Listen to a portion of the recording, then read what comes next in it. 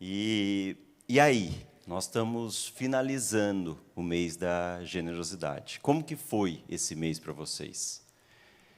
Foi tranquilo? Teve algumas palavras que doeram, cutucaram? Ou foi na paz, foi tranquilo? Ou deu um sentimento que, puxa vida, o que esse povo falando de dinheiro? E eu convido vocês a refletir, porque nós não falamos de dinheiro, nós falamos da Bíblia, nós falamos da palavra. E a palavra, ela nos ensina. E, ao mesmo tempo, a palavra ela entra como uma espada, ela separa. Então, se te incomodou, reflita, visite esse lugar. Porque, às vezes, tem algo nesse lugar que o Espírito Santo queira trabalhar, que queira melhorar em você. É um processo. E hoje nós vamos falar muito, até o tema da mensagem é, quem quiser anotar, generosidade em espírito e verdade. E o Senhor me levou para refletir, primeiro, o que é a generosidade. A generosidade para o mundo, a generosidade principalmente para o mundo ocidental. E a generosidade no mundo ocidental, ela tem muito a base em Aristóteles, que lá no século IV a.C., ele, que foi um mestre em filosofia, em matemática, em física, em todo o conhecimento humano, ele fez uma obra que chama Ética a Nicômaco. Até Nicômaco era o filho. E nessa obra, ele fala sobre a generosidade. Porque generosidade não tem cultura, não tem civilização que não vê isso como algo positivo. Mas aqui nós estamos para poder distinguir qual que é a diferença entre a generosidade do mundo e a generosidade cristã. A generosidade, para Aristóteles, ela buscava a excelência moral. Então, não era uma generosidade que não tinha um interesse. Tinha um interesse em você progredir em relação à moral. Ao mesmo tempo, essa generosidade, ela buscava um equilíbrio. Ela era por aquilo que, muitas vezes, sobrava. Eu tenho, eu sou abençoado, então, por isso, eu distribuo. E, ao mesmo tempo, colocava o homem sempre no centro, porque aquilo iria melhorar a moral dele, evolução dele, e, ao mesmo tempo, ia trazer equilíbrio. E é interessante porque até o como dar também é responsabilidade da pessoa, segundo Aristóteles. Então, você tem que saber como dar. Não é simplesmente você vai dar. Você vai dar para aquele que merece, para aquele que vai aplicar bem. E assim é o pensamento da generosidade hoje do mundo.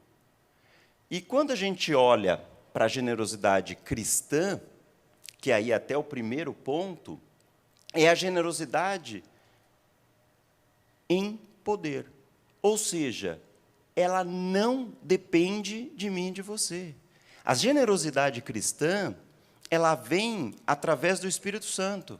Então, não sou eu que consigo, não sou eu que faço, mas é através do Espírito Santo que Ele, sim, me revela e aí eu ajo.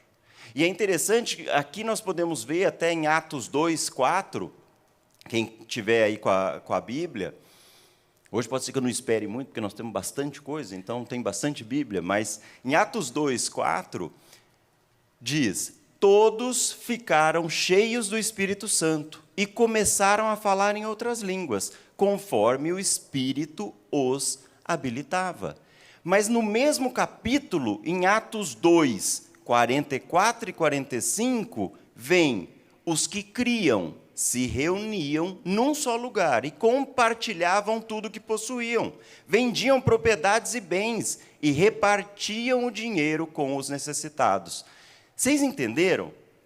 Que assim, eles não são um bicho, eles não são diferentes, eles são eu e você. Mas em Atos 2, 4, eles foram cheios. Que isso propiciou que em Atos 2, 44, que eles partilhassem. Então, não é porque eles eram diferentes, É porque eles estavam cheios. E aqui nós lembramos do enchei-vos, né? Quem não visitou, visita essa mensagem do Vini. Então, é através de sermos cheios do Espírito que a nossa resposta é a generosidade. Não é por aquilo que nós temos. Não vai funcionar. Porque no lado humano, o dar é perder. Só pelo Espírito que nós temos a revelação de que, na verdade, nós somos mordomos e nós damos não o que temos, mas o que nos alcançou. E aqui eu queria, como exemplo da própria palavra, quando a gente lê em 2 Coríntios, você pode ir abrindo 2 Coríntios 8, 3 a 5, Paulo aqui está falando sobre as igrejas da Macedônia. Então, lá nas igrejas da Macedônia, nós tínhamos Filipos, nós tínhamos Bereia e nós tínhamos Tessalônia. E essas igrejas estavam passando por provações, por dificuldades. Porém, mesmo passando por dificuldades, nós lemos: posso testemunhar que deram não apenas o que podiam, mas muito além disso, e o fizeram por iniciativa própria. Eles nos suplicaram repetidamente o privilégio de participar da oferta ao povo santo. Fizeram até mais do que esperávamos, pois seu primeiro passo foi entregar-se ao Senhor e a nós, como era desejo de Deus. Sentido nenhum.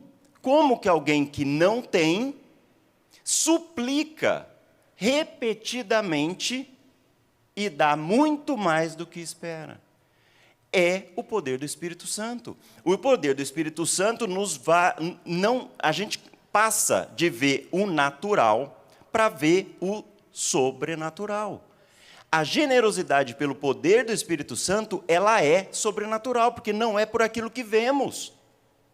Não é por aquilo, e sim por aquilo que nós somos chamados. A visão de eternidade, ela não vem na natureza humana. Para a natureza humana, acaba ali.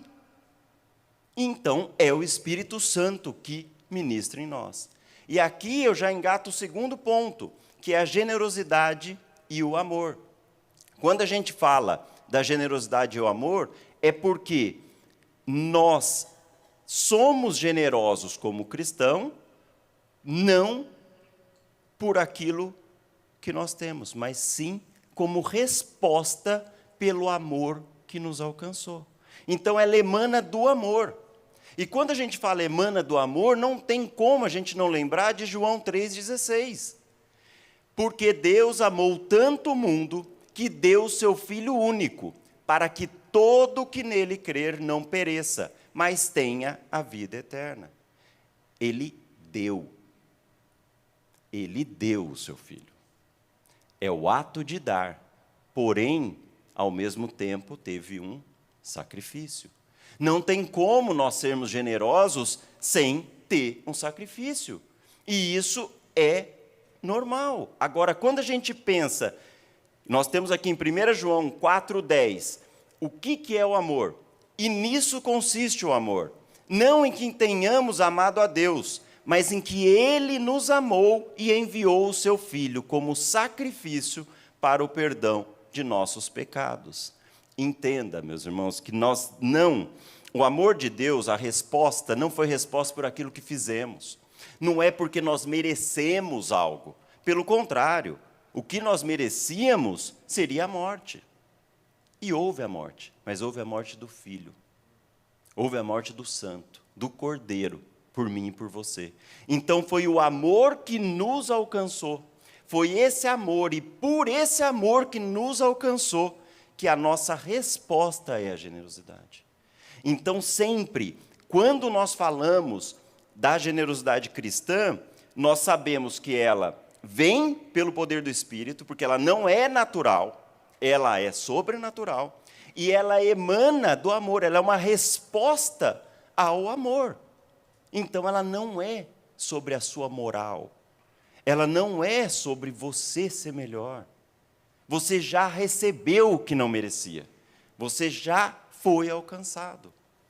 Mas tem uma coisa que aqui eu vou partilhar com vocês que seria, o que nós podemos pensar que seria similar a isso. Lógico que nós nunca vamos entender a dimensão do amor do Senhor, mas vamos pensar no Tio e na Paulinha, eles não estão aqui. Vamos pensar na Nina, que é a filhinha deles que nasceu, e muitos aqui foram pais. Nasce uma criança que não fala, essa criança não dorme às vezes à noite, essa criança faz você ficar extremamente dependente e preso ao tempo todo nela. E em pouquíssimo tempo, você daria a tua vida por essa criança. O sacrifício vale. O sacrifício acontece, mas é o amor que emana. Isso é o que nós podemos chegar mais próximo desse amor que nós fomos alcançados. E o terceiro ponto que eu queria falar com vocês é que tudo bem, nós temos o Espírito, é através do Espírito, do poder do Espírito. É em resposta ao amor, mas nós só vamos acessar isso se nós entendemos que nós somos filhos amados. Não tem como, porque se nós não nos colocamos como filhos, nós não entendemos a cruz. Sem entendimento da cruz, sem poder ter a revelação que, na verdade, Deus é Pai, Ele te ama, não tem como ser generoso. E eu falo porque eu tive aí. Eu perdi papai com 18 para 19 anos e fui estudar, fiz medicina, fui trabalhar, fui cuidar das coisas. E para a avaliação humana, eu venci. Eu fui próspero financeiramente, ganhei recurso, mas eu vivia num lugar de escassez.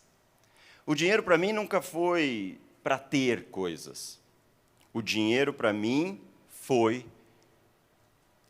a espera do inverno. Sabe a formiguinha que prepara para o inverno? Eu vivia nisso. Então, eu enchia silo. E aí, o silo enchia. E aí, a minha convicção era, vou construir outro, porque pode ser pior. Então, eu vivi numa escassez que eu ganhava, guardava, ganhava, guardava. A minha conversão, a partir do momento que o Senhor me alcançou, que eu tive a consciência de que Ele é Pai e que tudo é dele, tudo mudou. E eu vou contar para vocês, é libertador a mordomia. Porque a partir do momento que você é mordomo, você não é mais dono.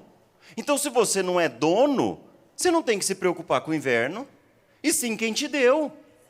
Se você é mordomo, está tudo certo você doar, porque não é teu. E se ele deu uma vez, ele vai dar 2. E se ele quiser, ele vai dar 10. Porque você só é mordomo. E você está livre, porque você torna filho, filho do rei. Príncipe não anda com carteira, irmãos. Não tem carteira. Sim, príncipe é filho do rei. E é nesse lugar que ele está nos convidando. Agora, sem ter o entendimento da paternidade, não dá para acessarmos esse amor.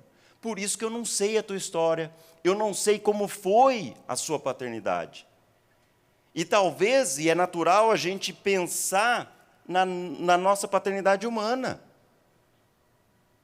como referência disso, e não é. Porque muito antes você foi amado, muito antes você foi escolhido, muito antes você foi separado. E tenha misericórdia, se a tua história, se a tua referência humana foi ruim, tem cura.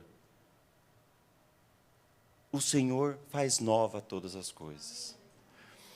Eu queria, com vocês, ler agora, e aí eu queria que todo mundo abrisse, Atos 4, 32 a 35. Esse texto, quando quando a gente não entende esses pontos, ele parece loucura. Mas se nós entendermos que não é na nossa força, que é pelo poder do Espírito Santo, que é uma resposta ao amor, e que nós somos filhos amados, ele começa a fazer sentido. Todos os que creram estavam unidos em coração e mente.